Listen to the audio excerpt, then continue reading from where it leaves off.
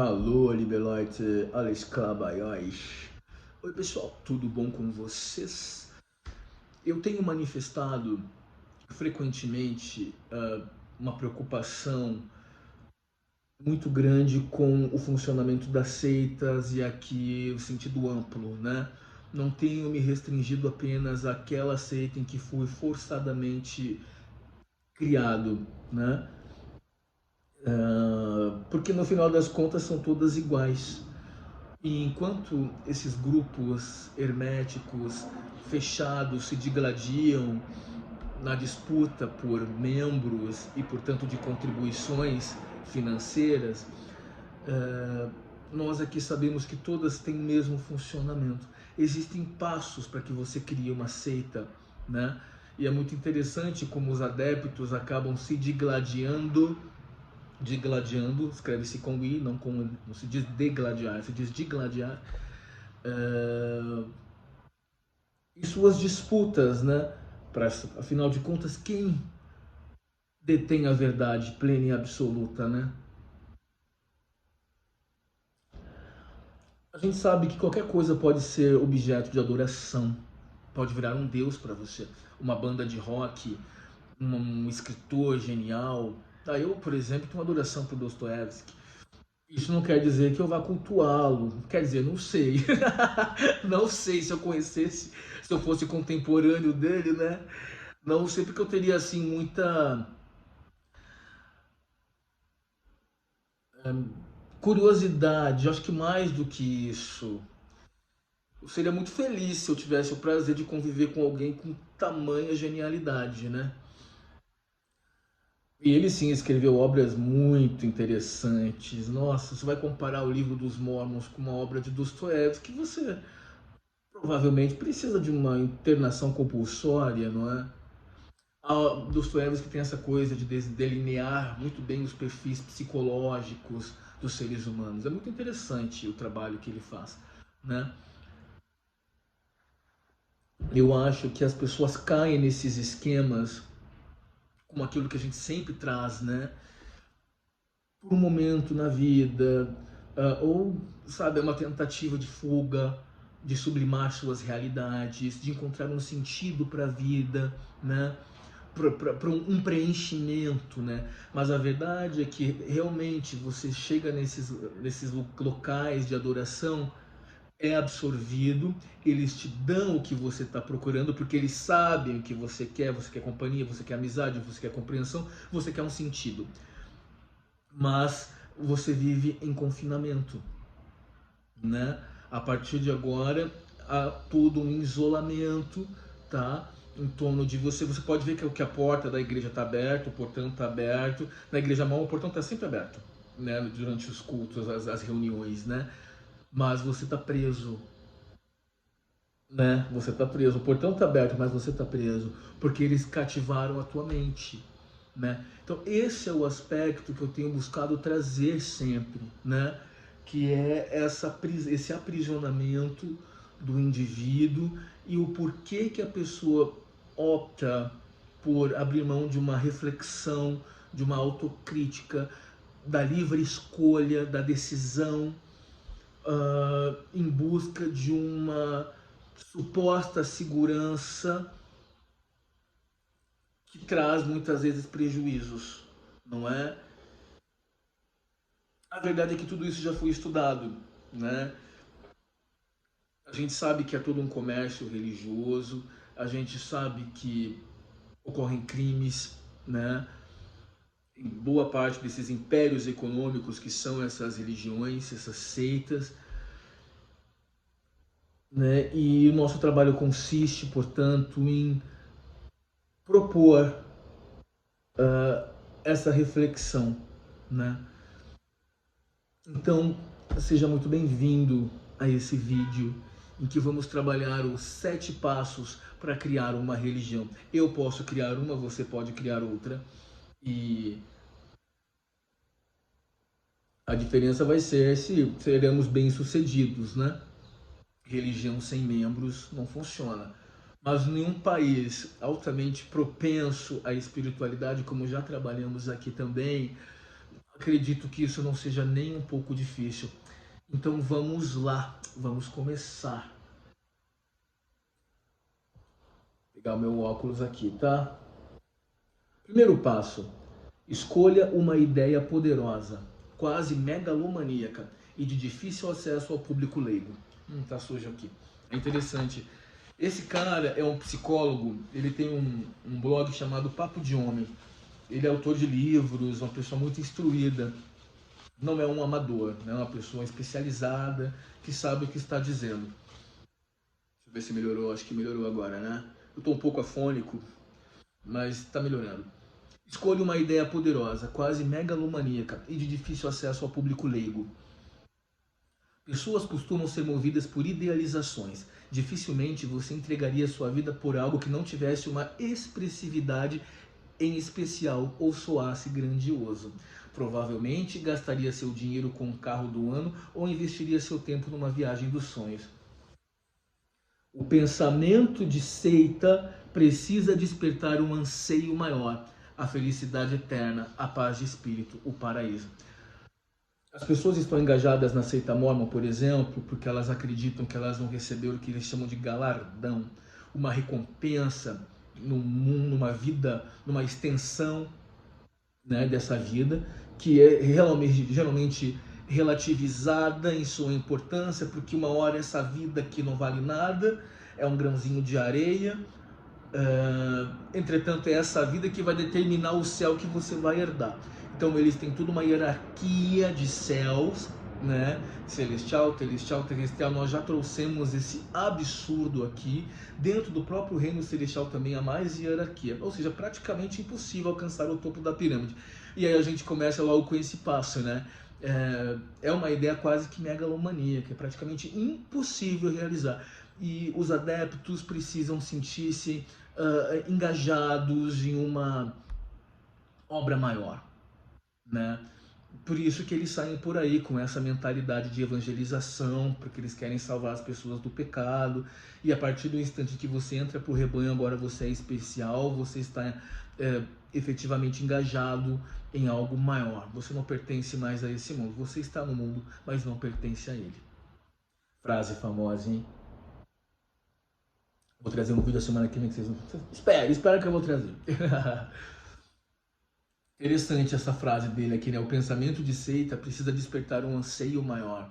Claro, né? Porque senão você vai fazer o que todo mundo faz e que a vida é isso aí mesmo. Eu só vou sair de férias, eu vou fazer uma viagenzinha, eu vou comprar aquele carro, vou me dar um presente, vou comprar uma roupa legal, vou investir na minha educação, né? Vai fazer o que todo mundo faz. Talvez não baste para essas pessoas, né? Eleja um inimigo comum. É muito importante a gente colocar que esse esquema que estamos aqui delineando não se restringe a seitas. Isso está na propaganda, isso está na política. A ideia é despertar esse vínculo de codependência e fanatismo e fazer com que aquela pessoa trabalhe gratuitamente para ti, né? E com isso você se empodera financeiramente. É o que a gente vem trabalhando sempre, sempre com muita ênfase, né? Porque nós estamos aqui mesmo para suscitar uma provocação, é um alerta que a gente quer fazer. Convencer ninguém não nos apetece, entende? A gente quer alertar, a gente quer provocar, a gente quer instigar um pensamento que transgrida essas noções impostas e colocadas que talvez estejam te fazendo mal, como fez para mim, né? Como fez e faz para tanta gente, correto? Então vamos lá, eleja um inimigo comum. A mente humana, no funcionamento mais básico e primitivo, opera sob os influxos do sistema cerebral reptiliano, que rastreia potenciais perigos à integridade física e psicológica do sistema como um todo. Esse sistema só reconhece inimigos e aliados, não há meio termo. Veja que é tudo muito pensado, essas pessoas conhecem o funcionamento da mente humana. Olha só. Os marqueteiros sabem muito bem como ativar o desejo de escassez das pessoas, anunciando que um produto vai acabar, por exemplo. Assim, o consumidor vai lutar contra a escassez e contra o tempo. Adolf Hitler sabia muito bem como dar um direcionamento ao caos social, financeiro e político da decadência alemã na década de 20. O povo judeu era o inimigo que Hitler elegeu. Qualquer desconfiança pessoal teria fim sob a alegação de uma raça intrusa e que despertasse um sentimento comum a todos, nesse caso, o sentimento de se sentir ameaçado. Isso redirecionou as desconfianças em relação ao amigo preguiçoso e à esposa safadinha a outros inimigos. Seus olhos tinham um alvo certo e bastava atacar numa só direção. Tá, o que ele está dizendo aqui é o inimigo. Quem é o inimigo da religião? Geralmente no cristianismo é o diabo e suas legiões, né? Isso gera, evidentemente, medo, né? Confusão, né? Porque você está diante de uma ameaça ali, né? Então você tem de um lado essas pessoas que te oferecem o caminho da luz, o caminho da retidão e da salvação, e por outro lado a tentação do diabo. É interessante que esses personagens, ora, é engraçado, né? Eles se personificam. É um amigo que te levou para balada, é uma tentação de toda sorte, bebida, sei lá o que. Então isso tudo é atribuído a esse inimigo que é elegido por esses líderes de seita. Regra número 3. Coloque uma meta altamente utópica, mas que seja um desejo de aspiração coletiva. Por exemplo, aí ele usa o exemplo aqui, se o seu chefe te prometer um aumento de salário, um braço mais musculoso ou uma viagem para Nova York, será cobrado por isso entre 3 e 6 meses. Se o resultado não for entregue no prazo, você vai virar as costas para o seu chefe e dizer que isso é embuste, né? Que o cara é um tratante. Então você promete alguma coisa a alguém, a pessoa começa a cobrar aquilo, mas não vem. Agora, se eu te prometer algo impalpável, abstrato e com definição duvidosa, isso é perfeito. Você correrá por anos a fio atrás daquilo, e caso não atinja o alvo, eu posso dizer que foi você que não mirou direito e que colocou pouca vontade. Ah, matamos, né? Matamos, acabou, acabou. Vamos levantar e vamos embora, acabou. Acabou, é isso. O que é que acontece dentro da organização Mormon? As pessoas buscam uma meta utópica, graus de glória dentro de um céu que ninguém sabe onde vai ser, uma salvação, de suas famílias serão eternas, onde vai acontecer, não sei onde você vai criar mundos, a segunda vinda do Messias, que não vem, os séculos se passam, se arrastam e nada acontece, mas a pessoa continua ali vivendo pela fé, porque ela é estimulada. Tá? Ela recebe o tempo inteiro estímulo, reforço, mensagem de reforço para continuar. E vem todas aquelas fases de reforço mesmo, né? De segunda milha, segure a barra de ferro, a vida é tribulação, a vida é dura. É por isso que o religioso é o ser que mais sofre. Por isso que eles gostam, alguns praticam autoexpiação, né?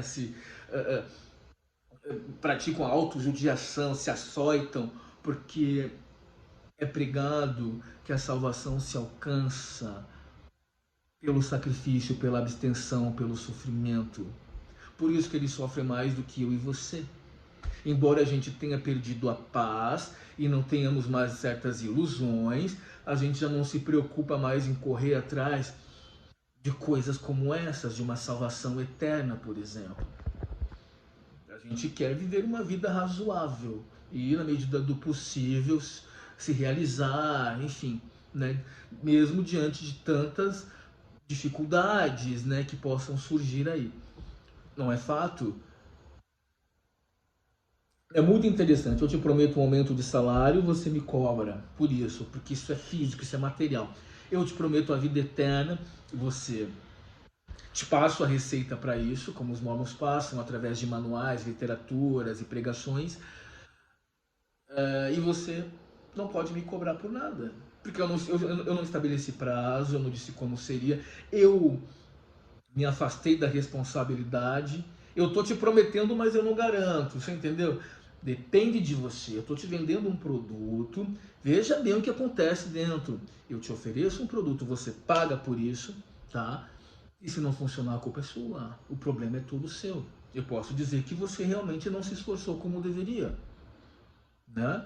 Porque veja bem, não é normal que você sendo dono da verdade, como são essas pessoas, esteja com depressão, esteja com ansiedade, esteja desenvolvendo problemas emocionais. Para eles não é normal. Então você vai até eles, passa por uma entrevista e relata esses problemas.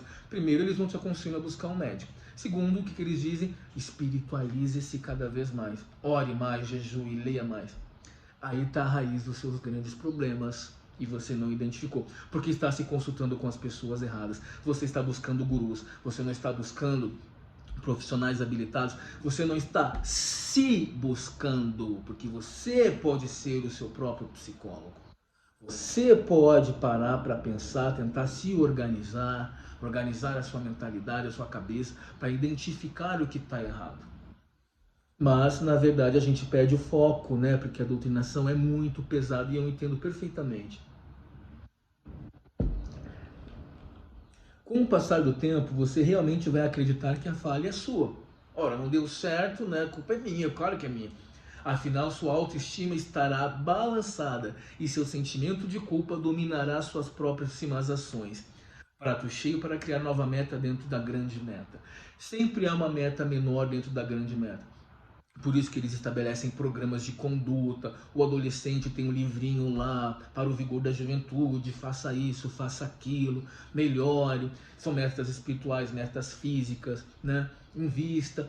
E sempre uma cobrança a mais em prol da grande meta, né? Aquela vida eterna em algum lugar que nem sabe onde, quando e como. Vai entender a cabeça dessa gente. Passo número 4. Cria uma comunidade em torno dessa ideia. Aí é que tá, né? Porque é aí que vai estar o teu poder, né? Você precisa ter seguidores, pô. Uma pessoa que tem razoável bom senso sabe direcionar sua vida com ações ponderadas e com relativo controle para manter o corpo saudável, finanças em ordem e vida familiar decente. Ela entenderá que parte dos desajustes naturais tem uma causalidade conhecida, afinal, gastou demais, deu pouca atenção para os filhos ou exagerou nos doces, né? Por isso que engordou. Qualquer mudança vai passar por reorientar sua vontade, ainda que sofridamente e naquela direção original. Ele está dizendo que a pessoa razoavelmente orientada é capaz de um balanço. Bom, agora eu fechei para balanço, eu vou me reorganizar, eu estou gastando demais, o que está me motivando, o que está desencadeando essa compulsão alimentar, o que está por trás dessa minha tristeza, né? E a gente tem isso o tempo todo, né? Por exemplo, não sei, às vezes você está sentindo uma solidão enorme, eu li um texto recentemente de uma psicóloga que ela diz que a solidão infecciona a pessoa por dentro, porque ela não tem as relações que ela gostaria de ter. Isso é um mal muito crescente, então isso pode despertar, por exemplo, compulsão alimentar, inclinação ao abuso de drogas e álcool, relacionamentos superficiais, promiscuidade, né? Porque, veja bem, existe uma diferença entre prazer e vício, né? Vamos. Então, a pessoa que faz uso do álcool, por exemplo, como vício, ela perde o prazer. É uma necessidade patológica dela, você não tem mais o prazer. Então a gente tem que gerenciar isso tudo na medida do possível, né? Outras pessoas, a maioria, segundo ele, costumam atribuir seus problemas a causas que estão além de seu controle, que vão de caos político à mágoa de Deus. Deus magoado com você. Porque Deus ele é tão bonzinho, né? Por terem se portado mal naquela semana. Né? Então, veja bem, a gente que já faz esse trabalho há muito tempo, eu consegui me desvencilhar dessa lógica, que é óbvio que durante um período da minha vida me guiou, né, de que as coisas não estão bem porque eu fui um desertor, porque eu não pratico religião, porque eu me desviei da verdade, do caminho estreito e apertado. Então a gente sabe que isso é balela. E isso são coisas implantadas. E olha como isso é prejudicial a você. Isso é mentira. Você nunca vai entender né, os reais motivos da sua dor, das consequências, das coisas que estão acontecendo contigo, enquanto alimentar noções como essa, porque reduzem o próprio significado da existência humana. porque a gente se equilibra entre escolhas e consequências, não é isso? Isso quem disse foi Camus, né, o pensador. Mas também tem uma coisa aí, né? Tem a origem da pessoa, tem o contexto em que ela nasce. Só daí, meu amigo, muita coisa já se define. Claro que a gente não condena ninguém a sua origem, né? Porque há pessoas que realmente mostram que superam as circunstâncias, né? Mas é complexo toda essa coisa do indivíduo e sua realidade e sua circunstância, não é isso? Mas com essa noção implantada de que você está sendo castigado por um ser invisível, aí fica bem difícil mesmo, né? Essas pessoas são muito vulneráveis a promessas espetaculares. Olha que frase bonita. Pois são alimentadas pelo imediatismo, pelo desejo de resultados em curto prazo e de preferência sem esforço, né? Tem muito a ver com a teologia da prosperidade, tem muito a ver com as bênçãos que serão derramadas no céu se você pagar o dízimo na igreja mórmon. Essas bênçãos nunca vêm, né? Você fica vulnerável mesmo. Veja bem, você se confessa. Nós todos temos segredos, alguns deles inconfessáveis. E é assim que tem que ser mesmo. Sua vida privada, né? Eu tenho um pouco de medo disso, porque tem gente que vai muito além do razoável, né? Mas eu acho que fica muito difícil, né? A pessoa fazer uma escolha mais acertada quando ela é influenciada por todo esse sistema, né, de doutrinação, por esse esquema de doutrinação. Isso é um esquema, né? Olha, esse cara é genial. Junte no mesmo lugar várias pessoas que pensam assim e terá uma bela amostragem do que é o caos. Todas elas são alimentadas. Aliás, todas elas estão alimentando as ilusões umas das outras. Afinal, se eu desencorajar o sonho dos outros, é o meu que está em risco. É o comportamento de grupo, comportamento de manada. Dentro do grupo você não é mais um ser individualizado, separado.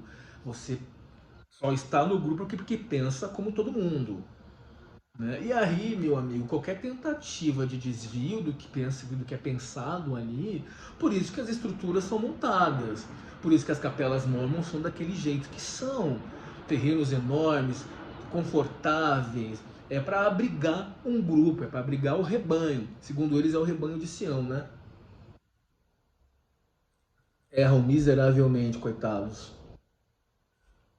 Enfim, a lógica é: eu não quero naufragar, então vou remar bem forte para que os outros alcancem os objetivos comigo.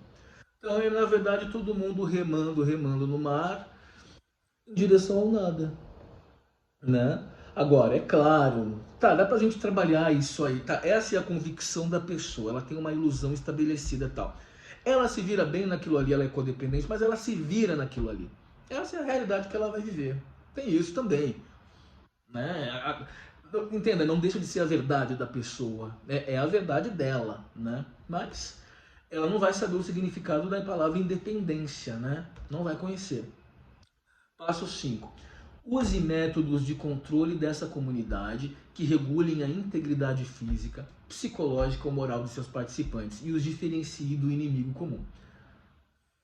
Geralmente esses métodos se apresentam na forma de livros reveladores ou textos sagrados. Na prática, isso pode tomar formatos mais humilhantes, como testemunhos, como exposição de fragilidades pessoais, coerção em relação a comportamentos inapropriados e até entrega de bens materiais. Essa etapa é especialmente importante para diluir a identidade pessoal do seguidor na mentalidade de seita. Tal identidade não existe mais como vontade pessoal, mas como parte de um grupo, o que acabamos de colocar. É aqui que podemos nos despir do senso crítico e do livre-arbítrio. Métodos de controle. Então, o objetivo é controlar o que você veste, controlar o que você come, controlar as suas companhias, para finalmente controlar o que você pensa. Certo? Então, nos Mormons há inclusive restrições alimentares, restrições quanto às suas vestimentas, restrições quanto às tuas companhias, porque eles te distinguem do mundo, as pessoas do mundo. E é sempre nesse tom de desprezo. O mundo lá fora, eles não sabem da verdade. Eles não sabem o que a gente sabe. Então não ande com eles. Aí eles dão uma sublimada, eu escutei isso numa aula de seminário. Não, não vá com eles porque você não é suficientemente bom. Olha que desvio de lógica. A verdade é que você é especial pra caralho e você vai andar com o rebanho. É isso que eles querem dizer. É assim, os jovens de Sião, como eu escutei isso, jovens de Sião, né? A terra prometida, o galardão. Ai, ai, ai. Aí ele traz um exemplo aqui com relação a um... Não, mas eu vou pular essa parte porque o vídeo tá ficando longo, tá? Mas como eu gravo uma vez por semana, só vocês conseguem assistir.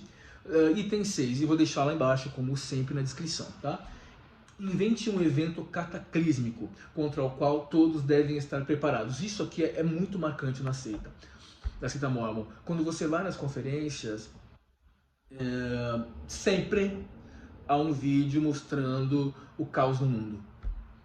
E sempre apontando que, olha, os eventos extremos estão aumentando, guerras, conflitos, catástrofes naturais. E segundo eles, isso é o anúncio da volta de Jesus Cristo. É tão louco, porque o Messias não é amor? Porque o que eu estou vendo é que inocentes são mortos o tempo todo nesses eventos extremos. Inocentes perdendo suas casas, pessoas boas, vítimas da guerra, vitimadas pela guerra, vitimadas por eventos extremos, terremotos, tsunamis. Não é amor? Que diz que ele vai tacar fogo em quem não vale nada, em quem não fez o certo, mas por enquanto ele não está fazendo essa distinção. As pessoas estão sendo atingidas indiscriminadamente. Então, isso não é atribuído a um fenômeno climático, ao aquecimento global. É óbvio, é só você pensar, é gente demais no planeta. Há toda uma ingerência de recursos. O ser humano sempre com essa característica exploradora. E a academia científica apontando, olha, a raça humana tende à autodestruição. Vai depender aí muito da engenhosidade, né? Então fala-se já das futuras comunidades de Marte, por exemplo. Será que a gente chega lá, né? O Stephen Hawking, que eu recomendo muito a leitura, porque ele usa uma linguagem muito acessível, de um homem muito genial, né? Ele diz que as sociedades humanas tendem à autodestruição antes de atingirem um nível de tecnologia necessário para uma viagem intergaláctica, né? A gente sabe que existem pesquisas espaciais, envio de sondas, o homem na Lua e tal, mas intergaláctica seria ir para outras galáxias, porque a gente não sabe a dimensão do universo, né? Vida extraterrestre, enfim. Esse assunto é muito instigante, é muito incrível, né? Eu lembro que havia, não posso me desviar muito, mas por exemplo o acelerador de partículas, né? Que foi construído, a intenção era recriar o Big Bang. E agora já tem vários estudos aí, né? Tentando recriar a origem da vida, né? Então é isso. Vocês ouviram falar construído no subterrâneo? Não me lembro de quais países, mas era um maquinário gigantesco para tentar recriar o Big Bang, bilhões investidos, né? O Stephen Hawking disse: vocês não vão encontrar. Ele postou $20 que não daria certo. Nem sei como tá isso, faz tanto tempo já, eu acho que não encontrou. Faz tempo que eu não li isso, mas eu trago no próximo vídeo, tá? Como foi o desenlace disso aí, né? Olha que legal. O sentimento de que algo vai acabar faz aumentar o desejo por aquilo. E, aliás, nas testemunhas de Jeová, eles realmente previram 2 ou 3 vezes o fim do mundo, e os adeptos entregaram seus bens. Claro que eles pediram para as pessoas se desfazerem de seus bens, né? Muitos entregaram seus bens e perderam tudo. E no dia seguinte nada aconteceu, a seita está aí até hoje. E o mais louco, mesmo diante de fatos como esse, a seita está aí firme e forte. Por quê? Porque eles têm poder, né? Tem poder, eles têm adeptos, eles conseguem convencer. Eles fazem isso. Porque a ideia é essa, é pregar. Se você faz proselitismo, você vai ter sempre alguém ali. É simples, na verdade não é difícil. Afinal, a ideia de escassez valoriza o produto, e quanto mais ameaçador for o evento, mais intenso é o treinamento e maior será o nível de sacrifício a ser realizado. No mormonismo tem essa, né, de muitos são chamados, mas poucos são escolhidos, e as pessoas querem ser escolhidas. Elas anseiam, já que a escassez aumenta o valor. Imagine, você é um Deus, eu vou estar no topo da pirâmide, eu vou alcançar né? É o apogeu, o nirvana, o topo da pirâmide mesmo. Oh, coisa boa! Né? O aguardo da ameaça cria na mente das pessoas, o aguardo da ameaça cria na mente das pessoas um sentimento de coletividade associado com urgência e fragilidade. Isso diminui o valor que as pessoas têm e faz aumentar a posse do líder, pois ele conhece o método para apaziguar as sequelas do problema. E não é? As pessoas estão ali porque elas têm medo do que vai acontecer, elas têm alta expectativa, elas querem se salvar, elas têm medo da influência do diabo, elas não querem ir para o inferno, mal sabem elas que o inferno é aqui, não contem para elas, né? Não conta para elas, porque pode ser, meu amigo, que depois que receberem aí a injeção de realidade sem nenhuma anestesia, né? Pode ser que elas sucumbam, pode ser que elas não resistam. Às vezes é melhor a gente nem tentar esclarecer nada para ninguém, até porque, né, convencer o outro para quê, né? Deixa ele.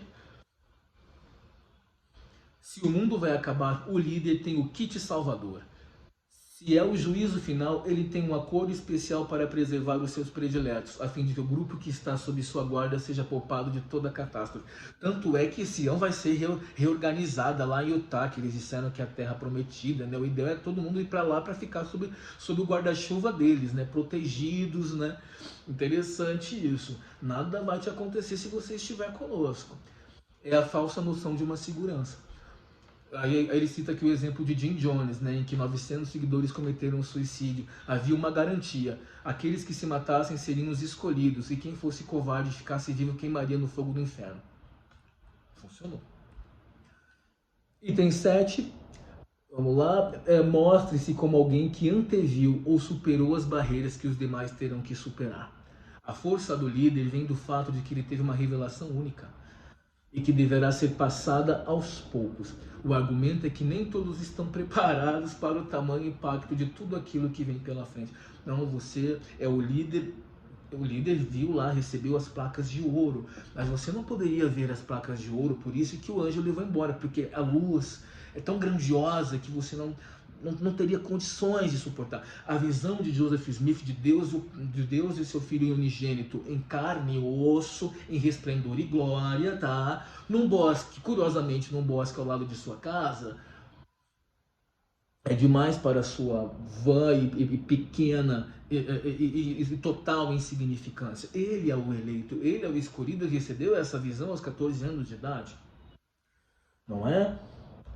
É muito legal, mas a gente está falando de todas as seitas. Aqui a gente viveu numa das mais importantes que existem aí, né? Mas aplica-se a sua seita aí também, você que está me ouvindo. O líder teve uma visão de algo especial que lhe otorgou uma autoridade suprema. É muito interessante isso. Aquilo é repetido à exaustão pelos seguidores, raras vezes pelo líder. Afinal, ele não pode se autoproclamar o enviado. Os seguidores proclamam a grandeza do líder, mas ele fica na dele. A gente não vê isso, né, na seita mormon, não. A gente sabe que você deve obedecer o profeta mesmo que ele esteja errado, mesmo que ele diga coisas que contrariam o que você pensa. Isso é doutrina. Isso quem disse foi o Oaks, um dos apóstolos mormons, né? Então eles dizem barbaridades lá e você concorda, anule, porque senão você vai direto para o inferno, né? Enfim, os privilegiados serão aqueles que fazem um sacrifício maior que os demais para receber os ensinamentos da própria fonte superior. Essa mentalidade de informação secreta já foi utilizada pela realeza e até hoje é utilizada por partidos políticos e empresas. Informações privilegiadas custam bem caro. Além disso, cria uma pirâmide de interesse autorrenovável. Os que estão na base querem subir um pouco, os que subiram um pouco mais também querem chegar até o líder. Então realmente você vê que no mormonismo há tudo uma pirâmide hierárquica, né? E as pessoas querem subir, e é fato que se você faz o que eles querem, você se torna... Nossa, vou dizer para vocês, eu era elogiadíssimo, muito reverenciado, eu era conhecido em várias alas, em várias estacas, tinha acesso livre à casa de várias pessoas, eu tinha a chave da capela nas mãos. Eu era um adolescente com a chave, porque eu era atleta, né? Eu competia, graças a isso pude estudar num bom colégio, enfim. E eu pegava a chave para treinar o pessoal lá para as competições que a gente fazia internamente no grupo e tal. Eu tinha a chave da capela. Eu ia para todo o contrário. Realmente, você é muito bem recebido, você é visto. Tem esse lado, entendeu? Os imediatos, se forem corajosos e espertos, sacam qual é a brincadeira e criam sua própria comunidade. Por isso é importante ter também uma hierarquia de sublíderes, o que fará com que os seguidores comuns desejem subir de carreira espiritual com mais afinco e cedendo tudo de si. Por exemplo, um bispo, né, que ele tem uma na hierarquia, ele tá ali, né? O bispo, eu não sei, seria similar ao padre de uma paróquia, a um pastor, eu não sei, mas o bispo ele cuida de uma comunidade, de uma pequena célula, tá? O bispo, ele é escolhido e ele é apoiado por todos, e a partir dali ele é como um semideus ali dentro. Você se consulta com ele para tudo, inclusive sobre questões pessoais, profissionais e etc. Eu falei e etc, mas tá errado, tá? É etc, porque o e já tá junto, mas enfim. Fechando aqui, o ponto é que essa fórmula mágica pode ser usada por seitas, religiões, partidos políticos, times de futebol, empresas e até mesmo nas famílias. É um modelo generalizado que se difundiu e que funciona porque é baseado nos sentimentos de culpa, mérito, medo e sacrifício. Se você fizer o que mandam, é recompensado. Se você desobedecer, e do lado ali toda aquela pregação de medo mesmo, para te assustar, para te amedrontar, e sempre exigindo um sacrifício enorme. É difícil falar tanto, ainda mais eu que estou meio doente. Gente, deu para entender? É isso, né? É o que a gente sempre vem colocando. É uma preocupação muito latente para mim, tá sempre aqui comigo. Queremos apenas alertar, né? Eu, por enquanto, eu vou nessa. Vejo vocês semana que vem. Ah, rapidinho. Saíram mais 2 designações. Uma pessoa que eu até conheço, que frequentava a mesma aula que eu, e o atual marido dela, que eu não conheci, mas foi através do nosso trabalho. 2 pessoas que nós resignamos, conversaram com ela. Ela que procurou essas pessoas para entender o porquê que elas saíram da organização, e elas passaram seus pontos de vista. Aí essa pessoa ficou instigada, foi pesquisar, viu aí o nosso trabalho, e é mais uma pessoa liberta desse pensamento de seita, né? E que agora, ela me disse uma coisa interessante, ela falou assim, nem sei mais no que eu acredito, e eu falei, não, Deus é uma coisa, religião é outra, religião é sistema, Deus é liberdade, Deus pode ser qualquer coisa que você eleger para si, Deus, eu acho que o ideal é você acreditar numa coisa que te faça bem, que não demande ali sacrifícios homéricos, né? Que não desperte culpas, enfim, que não te aprisione. Que Deus seja para você algo que te liberte, mesmo que esse Deus seja você mesmo, a sua autoconfiança, né? O teu conhecimento, a tua maneira de encarar essa vida, a tua profissão, enfim, tem tanta maneira de você vivenciar isso, né?